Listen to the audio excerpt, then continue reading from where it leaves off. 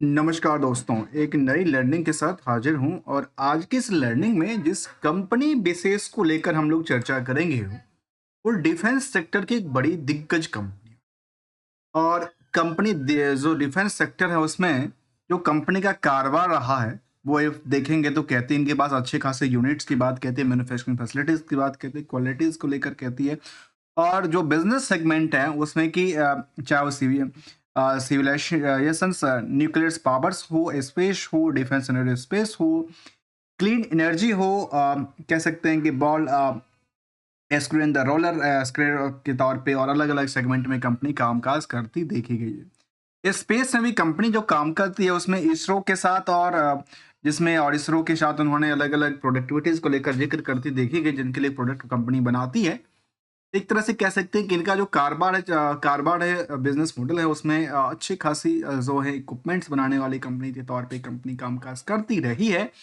और मार्केट की स्ट्रेटजी क्या कहती है उस पर एक नज़र हम समझने की कोशिश करेंगे, जहाँ पे पावर सेक्टर से लेकर के चाहे डिफेंस हो, एरोस्पेस हो, स्पेस, चाहे वो स्पेस हो या अदर सेगमेंट में कंपनी, जिसमें मेरिन्स वाले जो सेगमेंट है उसमें भी कंपनी कामकाज करती देखी गई। अलग अलग अवार्ड और बाकी सब चीज़ें इनके पास मिलती रही है। क्लाइंट लिस्ट की यदि बात किया जाए तो चाहे हांगकांग से यदि जिक्र किया जाए तो उन्होंने जिक्र किया हॉन्क्स बेड्स हो या सी हो, टाटा हो, फैसल्स हो, कॉलिंस एरोस्पेस हो, ये सारी कुछ कंपनियां, दिग्गज कंपनी जो कि इंडिया से अलावा फॉरेन लेवल पे अच्छी खासी कामकाज करती है। और इंडियन कंपनी की बात करें तो चाहे वो भारत डायनामिक हो या फिर डीआरडीओ हो, इन सभी का जो क्लाइंट लिस्ट है उसको लेकर जिन्होंने जिक्र करती अपने वेबसाइट्स पे मेंशन करती हुई देखी गई है। चलिए थोड़ा पार्ट बाय पार्ट समझने की कोशिश करेंगे इस कंपनी का, और मार्केट की ट्रेंड को भी अवलोकन करने की कोशिश करेंगे। जो पिछले एक साल का जो ट्रेंड रहा उस ट्रेंड के मुताबिक मार्केट कहाँ पे आज खड़ी है, और साथ में यदि रिसेंटली ट्रेंडिंग की बात करें तो रिसेंटली ट्रेंडिंग किस दिशा में ले जा रही है मार्केट को लेकर के, निवेशकों का इंटरेस्ट कैसा जागृत होता है उस पर भी समझने की कोशिश करेंगे। और कंपनी का जो Q3 का रिजल्ट है उसको भी हम देख के एक बार समझने की कोशिश करेंगे, इसमें कैसा फाइनेंशियल इसका रहा है, उसका कैसा परफॉर्मेंस लेवल पे मार्केट में क्या उछलता कूदता दिख सकता है, या मार्केट में इस तरह गिरावट की संकेत तो नहीं मिलती जाती। आइए, या देखा जाए कंपनी का तो बुक वैल्यू के मुताबिक 623% की उछाल क्रिएट करता है। इंडस्ट्री वैल्यू के मुताबिक देखा जाए तो मार्केट पूरी पूरी ओवर वेटेज है, निवेशकों का इंटरेस्ट काफी कूट के भरा है। नेट इनकम मार्जिन 7% के आसपास कमाई को सेव करती है, जो कि लास्ट 12 महीने के डेटाबेस को इंक्लूड करके हमने कैलकुलेट किया है। जहां आरओसी का सवाल है तो 8 से लेकर 11% है, तो प्रमोटर का कंट्रोल कंपनी में केवल 31%। तो हायर से लोअर की यदि प्राइस को देखा जाए तो लगातार ऐसा लगता है कि मार्केट लगातार गिरता जा रहा है, गिरता जा रहा है, गिरता जा रहा है। बाउंस बैक क्या यहाँ से क्रिएट किया है या नहीं किया है, इसके लिए एक चैलेंजिंग शब्द है, या मार्केट में उसी रफ्तार से चलने की कोशिश करती देखी गई है। यदि पिछले एक साल के चार्ट ग्राफ को आप देखेंगे, केवल और केवल हमने बीएससी के डेटाबेस के मुताबिक लिया है, तो मार्केट कहाँ अच्छी खासी पैदान से लगातार गिरते गिरते गिरते कहाँ पे आके खड़ी हुई है। और पिछले चाहे एक महीने के ट्रेंडिंग में लगातार बिकवाली प्रेशर था, तो कई बार बिकवाली भी होता तो कई बार खरीदने का मौका भी मिलता है। जैसे यहाँ पे देखिए बॉटम से मार्केट सीधे जंप करती देखी गई है। फिलहाल के लिए मार्केट लगातार प्रेशर के साथ इसी डायरेक्शन में घूमती दिख रही है। जिस हिसाब से यहाँ पे लोगों ने जम के खरीदारी किया था उसी डायरेक्शन से यहाँ पे लोगों ने लगातार क्या है बिकवाली का प्रेशर भी देखने को मिला है, उसी सेम डायरेक्शन से वॉल्यूम के साथ की बात। कंपनी का मार्केट कैप करीब 4,300 करोड़ के आसपास की बात को रखती है। रिस्क फैक्टर कंपनी के बाद बहुत ज़्यादा है यदि सितंबर तक के रिजल्ट को देखें तो, लेकिन दिसंबर का रिजल्ट अपडेट हो चुका, तो कैसा रहा दिसंबर का रिजल्ट उस पर अवलोकन करने की कोशिश करें। यदि सेल्स के नंबर को देखें तो 174 करोड़ के आसपास रहा है, जो कि पिछले साल के मुकाबले वाई वाई में तो काफ़ी बेटर ग्रोथ लेवल दर्ज करती देखी गई है।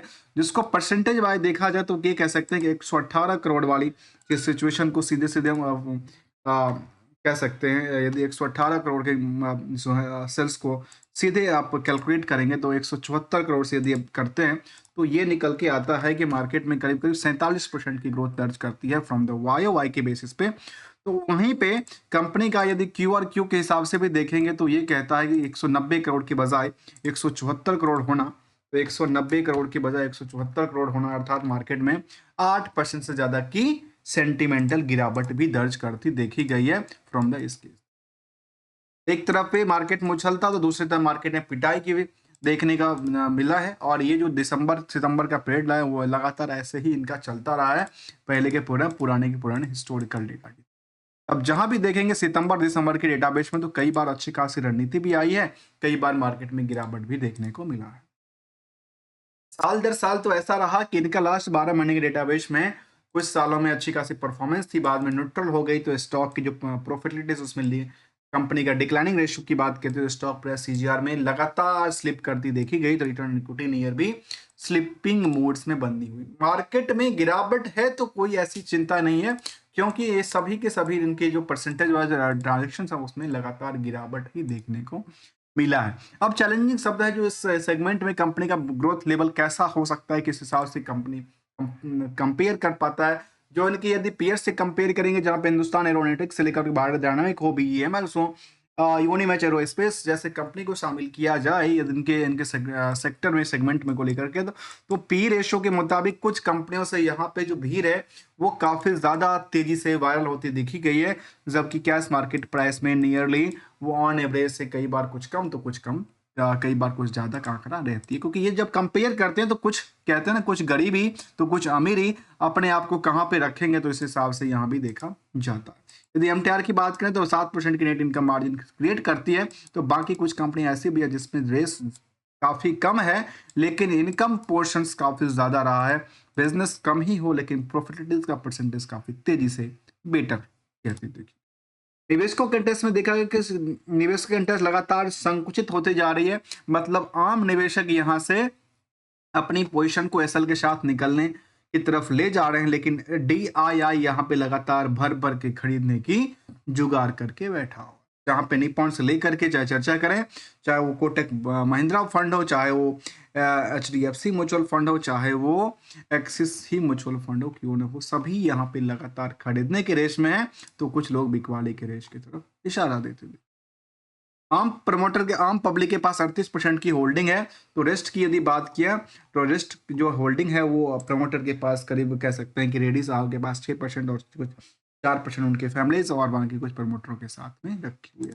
लगातार बल्क डील भी देखने को मिला था, लेकिन ये बल्क डील दिसंबर 24 तक का आंकड़ा था। फिलहाल ऐसा कोई भी आंकड़ा सामने नहीं आई है जहां पे लगातार कुछ ऐसा सिचुएशन क्रिएट करती देखी जाए। कहता है यदि पेयर्स के मुकाबले हमने इनको देखा, इनकी रिजल्ट प्रोस्पेक्टिव डेटा को चार्ट लेवल पे देखा तो कंपनी ये कहती है इनके पास आज के टाइम में ऑर्डर की यदि बात किया जाए तो ये कहते हैं जो मेजोरिटी न्यू ऑर्डर की यदि बात किया जाए तो 1030 करोड़ की बात उन्होंने 31 दिसंबर तक की बात की थी, जहां पर डाइवर्सिफाइड ऑर्डर की बात उन्होंने रखी थी।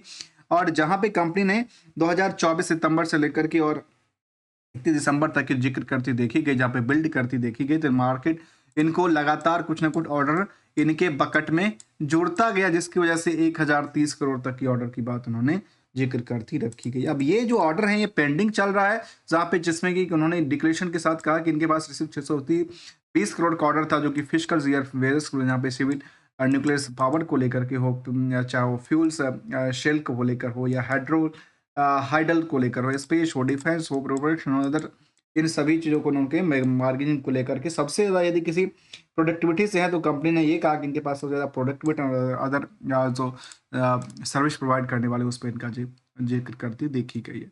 अपनी परसेंटेज वाइज उन्होंने डेटा साझा किया, जिस तरह से हमने वहाँ पे देखा था वैसे ही इनका लेक्चर्स और अलग अलग जो डिक्लेरेशंस हैं, प्रेजेंटेशंस हैं, जो निवेशकों को लुभाने की बातें हैं, जब ताकि कंपनी की हकीकत की बातें हैं वो भी कुछ ना कुछ साझा करती देखी गई। यदि इनकी पीयर से कंपेयर करेंगे तो कुछ आंकड़ा निकल के आएगी, लेकिन रिस्क कंपनी में आज भी बहुत ज़्यादा दर्ज करती देखी गई है। कंपनी को लेकर के यदि आप रिस्क फैक्टर को देखें तो कहती है जो डिविडेंड नॉट पेइंग कंपनी है, होल्डिंग लगातार डिक्रीज करती देखी गई है। साथ में कहती है कि इनके पास जो कंपनी है उसका लेकर के लो पुअर सेल्स है तो पुअर प्रॉफिट की बात भी शामिल करती देखी गई। तो साथ में एक बात को और शामिल करने की कोशिश करता हूं, जो कंपनी 2022 के बाद डिविडेंड देना बंद कर दिया, पिछले पीरियड के मुकाबले स्टैंड लोन डेटाबेस में जो रिवेन्यू पोर्शन था उसमें गिरावट थी, तो net profit operating profit margin में वृद्धि की बात शामिल करती है, तो नेट प्रॉफिट मार्जिन में गिरावट की बात को भी शामिल किया जाता है। यदि परसेंटेज वाइज कंपेयर करते हैं इसको जब से लिस्टिंग हुआ तब से और सेंसेक्स के पॉइंट ऑफ व्यू से और BSE industrial point of view से, तो इसमें कुछ पीरियड में लगातार गिरावट रही है। अर्थात जब से लिस्टिंग हुआ आज के टाइम तक लगातार लोगों ने बिकवाली किया। तो क्या लगता है कि अब जाकर के न्यू अपॉर्चुनिटी आएगी, क्योंकि जब भी मार्केट कोई गिरता है तो लोग यही कहते हैं कि अच्छा शायद यहाँ से मार्केट में उछल कूद हो सकता है, तो ये क्या आंकड़ा साझा करेगी? यदि इसके मुताबिक देखे हैं तो देखते हैं कि मार्केट में अप डाउन दोनों रहा है, कई बार रहा है। मार्केट यहाँ से लगातार एक गिरता नजर आया तो फिर यहाँ से मार्केट ने पंप करती देखिए, तो वहां पे मार्केट लगातार गिर के उसी पायदान के आसपास खड़ी हुई जिस पायदान के आसपास कई बार मार्केट आई है। और कह सकते हैं सपोर्टिंग यदि जोन की बात किया जाए तो 1400 के आसपास इनके स्ट्रॉन्ग सपोर्ट है। यदि ये जो ब्रेक डाउन है वो भी टूटती है तो शायद यहाँ से चिंता की बात हो सकती है। फिलहाल के लिए मार्केट ट्रेंड लगातार गिरने के सिचुएशंस में बने हुए दिखते हैं। मार्केट ट्रेंड को पकड़ना जरूरी है, जबकि कंपैरिजन टू इनके जो पीयर्स कंपनी है जिसमें हम सभी कंपनियों को जिक्र किया जाए, जिसमें चाहे वो एमटार्स के अलावा हिंदुस्तान एरोनॉटिक्स हो, भारत डायनामिक्स हो या फिर बीएमएल या यूनिमेच जैसे कंपनी को शामिल किया, तो ऑलमोस्ट ये कह सकते हैं कि सभी कंपनियों में पिछले एक साल के दौरान में कुछ कंपनी में बिकवाली तो कुछ कंपनी में लगातार खरीदारी का मौका मिला। जहां पे हिंदुस्तान हो, भारत हो या फिर बीएमएल जैसे कंपनी में खरीदारी था नॉमिनल से लेकर के 30% से लेकर 51% तक। तो वहीं पे पिछले एक महीने की ट्रेंडिंग ये जिक्र करती देखी गई है। जो मार्केट में कुछ कंपनी की रफ्तार के आगे इनका जो रफ्तार था उसमें लगातार गिरावट, बिकवाली का प्रेशर था तो बीएमएल में गिरावट था। तो कुछ सभी सेक्टरों में देखा गया कि बिकवाली था तो एक कंपनी भारत डायनामिक में लोगों ने खरीदारी की। अल्टीमेटली यही होता है, कुछ कंपनी में खरीदारी तो कुछ में बिकवाली रहती है। यहाँ की चार्ट लेवल को देखा है तो मार्केट में इनको चार्ट स्टार्ट होती है यहाँ से तो कुछ ज़्यादा जंप करती देखी गई, तो कुछ ज़्यादा जंप करने के बाद भी मार्केट में स्थिरता बना के रखी है। तो कुछ लगातार गिरती गिरती गिरती गिरती गिरती ही जा रही है। कुछ कंपनी के जिक्र ऐसा होता है, कुछ कंपनी का पोजीशन वैसे क्रिएट करती देखी गई है। हमेशा कहता हूं एक बात को, जो किसी भी कंपनी को लेकर कोई भी हमारे साइड से ट्रेडिंग एडवाइजरी की बात बिल्कुल शामिल नहीं है, only learning point of view से लेकर आते समझने की कोशिश करते हैं। लेकिन एक सवाल अक्सर होता है, उसको जरा आप समझने की जरूरत है और वो जरा समझते हैं। और वो यह कहता है कि अक्सर लोगों का क्वेश्चन होता है जो सर टारगेट क्या है और टारगेट के साथ हम एसएल कहाँ लगाएं। दोस्तों देखिए, मैं किसी प्राइस को लेकर कोई भी प्रेडिक्शन की बात नहीं कर रहा हूं, लेकिन देखिए मैं सिंपल सी बात समझाने की कोशिश करूंगा। देखिए कोई यहां भी खरीद रहा है, कोई यहां भी खरीद रहा है, कोई यहां भी बेच रहा है, कोई यहां भी बेचने के लिए रेडी है। बड़ी डिमांड्स और सप्लाई को लेकर अप डाउन सिचुएशन होती रहती है, लेकिन जहां भी लिया उसको टारगेट का मतलब होगा एक्सपेक्टेशन। जहां भी आपके हिसाब से प्रॉफिट दिखती हो तो प्रॉफिट को बुक करते रहना चाहिए। और यदि लॉस लगातार बनती हो तो क्या करना चाहिए, अपने कैपिटल को बचाने के लिए आपको सही उपाय भी करने पड़ेंगे। देखिए सबकी अपने अपने रिस्क फैक्टर है। यदि मैं कंपनी की जिक्र करूं, जो हमने डेटाबेस यहाँ पे देखा, तो कंपनी की यदि तो कंपनी खुद की आउटस्टैंडिंग परसेंटेज को देखेंगे तो वो भी करीब 30% तक रहा मार्केट में। आउटस्टैंडिंग अपने टोटल सेल्स पे 30% तक मार्केट में उधार लेके 2-2 महीने के लिए 3-3 महीने के लिए कामकाज करती है। तो फिर एक आम निवेशक सोचते हैं कि हमें रातों रात करोड़पति बनना है। शायद कई बनता है, कई बार नहीं बनते, कई बार पैसे। और मार्केट की एक सिंपल सी रूल एक और है, वो भी आपको शामिल करता हूं। जब 10 के पॉकेट कटेंगे तो एक के पॉकेट बढ़ेंगे। हर कोई एक दूसरे के पॉकेट काटने में लगा है। जो जितना बलवान वही उतना पॉकेट काटने में सक्षमता भी क्रिएट करती है। मिलेंगे कुछ नई लर्निंग के साथ, तब तक के लिए थैंक्स फॉर द जॉइनिंग।